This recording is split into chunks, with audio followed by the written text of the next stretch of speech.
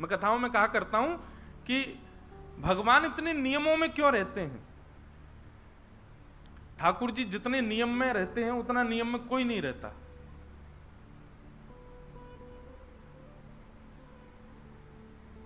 मंदिर का अगर नियम है कि 11 बजे 9:30 10 बजे ठाकुर जी सो जाएंगे तो सो ही जाएंगे, चाहे दुनिया में प्रलय आवे। ठाकुर जी का 8 बजे बाल भोग होगा तो होगा, ठाकुर जी का 12 बजे राजभोग होगा तो होगा। समय से खाना, समय से पीना, समय से सोना। और हमारे वृंदावन में तो विशेष ध्यान रखते हैं, जगन्नाथपुरी में नहीं रखते ध्यान। अभी जिस दिन में गया उस दिन जगन्नाथ भगवान सोए रात में 1:30 बजे,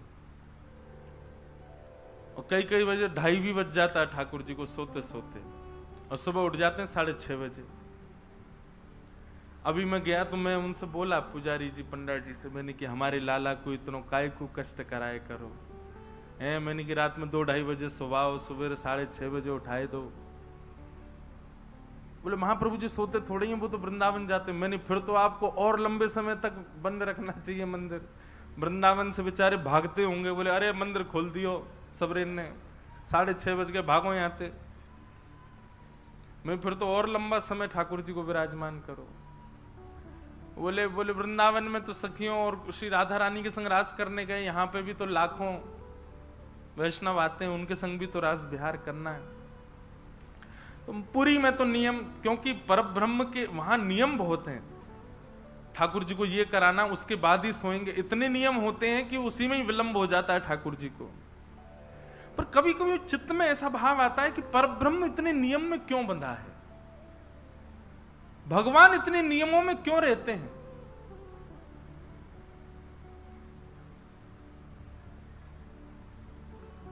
ठाकुर जी नियम में रह करके मुझे और आपको चैलेंज करते हैं कि तुम्हारे प्रेम में सामर्थ्य हो तो मेरा नियम तोड़वा के दिखाओ।